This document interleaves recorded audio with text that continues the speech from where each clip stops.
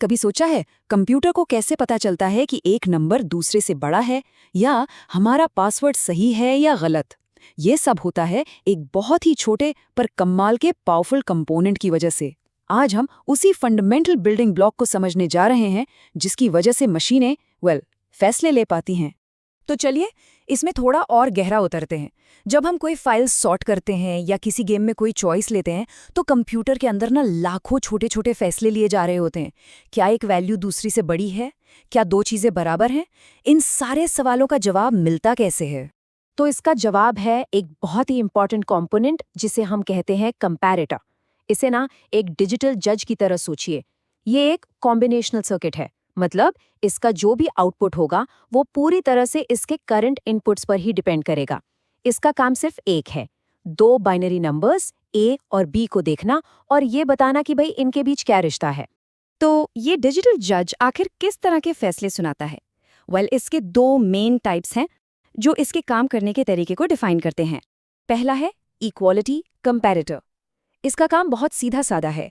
ये सिर्फ चेक करता है कि ए और बी बराबर हैं या नहीं। अगर हैं तो ये ट्रू या 1 का सिग्नल देता है। दूसरा है मैग्नीट्यूड कंपैरेटर। ये थोड़ा और डिटेल्ड है।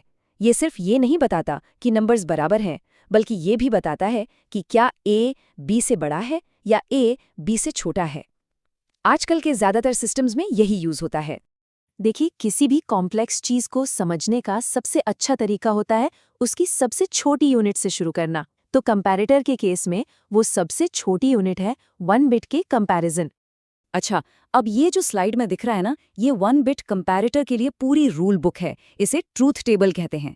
ध्यान से देखिए, अगर ए और बी दोनों 0 हैं तो ए इक्वल्स टू बी वाला कॉलम 1 हो जाता है, मतलब ट्रू। और अगर ए 1 है और बी 0 है तो ए ग्रेटर देन बी वाला कॉलम 1 हो जाता है। ये चारों पॉसिबल कॉम्बिनेशंस को कवर करता है। अगर उस टेबल को और भी आसान शब्दों में कहें तो लॉजिक कुछ ऐसा बनता है। ए बी से बड़ा सिर्फ तभी होगा जब ए 1 हो और बी 0 हो। ए बी से छोटा सिर्फ तभी होगा जब ए 0 हो और बी 1 हो। और ए बी के बराबर तब होगा जब या तो दोनों 0 हो या दोनों 1 हो। Simple and straight forward. Okay, अब चीजें थोड़ी सी टेक्निकल होने वाली हैं, पर यह समझना बहुत जरूरी है। ये जो सिंपल लॉजिक हमने देखा, इसे सीधे सीधे मैथ इक्वेशंस में बदला जा सकता है, जिन्हें हम कहते हैं बूलियन एक्सप्रेशंस। और यही इक्वेशंस वो ब्लूप्रिंट है जिनसे असल में इलेक्ट्रॉनिक सर्किट्स बनते हैं। For example, A greater than B का लॉजिक बन जाता है equation A and not B. और ए इक्वल्स टू बी के लिए उसके लिए एक स्पेशल लॉजिक गेट यूज होता है जिसे एक्सनॉर गेट कहते हैं। तो अब हम ये तो समझ गए कि एक बिट को कैसे कंपेयर करना है। अब अगला सवाल ये है कि इस सिंपल लॉजिक को हम बड़े मल्टी बिट नंबर्स के लिए कैसे स्केल अप कर सकते हैं। इसका तरीका बहुत ही एलिगेंट और लॉजिकल है। दो मल्टी बिट नंबर्स को कंपेयर करने के लिए सिस्टम हमेशा सबसे इंपॉर्टेंट बिट यानी मोस्ट सिग्निफिकेंट बिट या एमएसबी से शुरू करता है। बिल्कुल वैसे ही जैसे हम 900 और 899 को कंपेयर करते वक्त सबसे पहले सैकड़ों वाले डिजिट को देखते हैं। अगर एमएसबी पर ही एक नंबर बड़ा निकल गया तो फैसला हो गया, लेकिन अगर वो बराबर है तो सिस्टम अगले बिट पर जाता है और ये प्रोसेस तब तक चलता रहता है जब तक कोई डिफरेंस न मिल जाए। और यही इसकी खूबसूरती है कि कैसे एक सिंपल बिल्डिंग ब्लॉक को रिपीट करके कॉम्प्लेक्स सिस्टम्स बनाए जाते हैं। इसी प्रिंसिपल को यूज करके 2 बिट, 4 बिट, 32 बिट या किसी भी साइज का कंपैरेटर बनाया जा सकता है। ये डिज़ाइन मॉड्यूलर है और इनक्रेडिबली स्केलेबल है। तो हमने लॉजिक तो समझ लिया, पर आजकल इंजीनियर्स कागज पर डायग्राम्स नहीं बनाते, तो असल में वो इन सर्किट्स को डिस्क्राइब और बिल्ड कैसे करते हैं?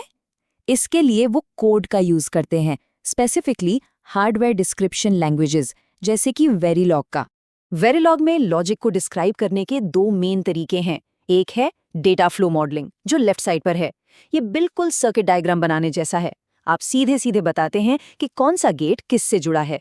राइट साइड पर है बिहेवियरल मॉडलिंग, जो इफ देन जैसे रूल्स का यूज करके सर्किट के बिहेवियर को डिस्क्राइब करता है। ये अक्सर पढ़ने और समझने में ज्यादा आसान होता है। और अच्छी बात यह है कि इंजीनियर्स को हर बार ये बेसिक कंपैरिजंस स्क्रैच से बनाने की ज़रूरत नहीं पड़ती। वेरिलॉग जैसी लैंग्वेजेस में ये रिलेशनल ऑपरेटर्स पहले से ही बिल्ट इन आते हैं, जैसे ग्रेटर दैन, लेस दैन और इक्वल टू। इससे बड़े और कॉम्प्लेक्स सिस्टम्स को डिज़ाइन करना बहुत तेज़ हो जाता है। तो अब जब हम इसकी टेक्निकल डिटेल समझ गए हैं, तो चलिए थोड़ा जूम आउट करते हैं और देखते हैं कि ये छोटा सा कंपोनेंट असल दुनिया में इतना इम्पोर्टेंट क्यों है। और सच कहूं तो ये हर जगह हैं। कंपैरेटर्स हर प्रोसेसर के दिल में, यानी अरिथमेटिक लॉजिक यूनिट ALU में होते हैं। इनफैक्ट सॉफ्टवेयर में लिखा गया हर इफ देन स्टेटमेंट अपने सबसे लो लेवल पर इसी तरह के हार्डवेयर कंपैरिजन पर डिपेंड करता है। ये सॉर्टिंग सर्किट्स में, मेमोरी एड्रेसेस को चेक करने में और अनगिनत डिजिटल सिस्टम्स में डिसीजन मेकिंग के लिए क्रिटिकल हैं। तो आज की बातचीत से क्या ज़रूरी बातें याद रखनी है? पहली, कंपैरेटर एक कॉम्बिनेशनल सर्किट है। दूसरी, ये बाइनरी नंबर्स को कंपेयर करता है। तीसरी, इसके दो मेन टाइप्स हैं, इक्वालिटी और मैग्नीट्यूड।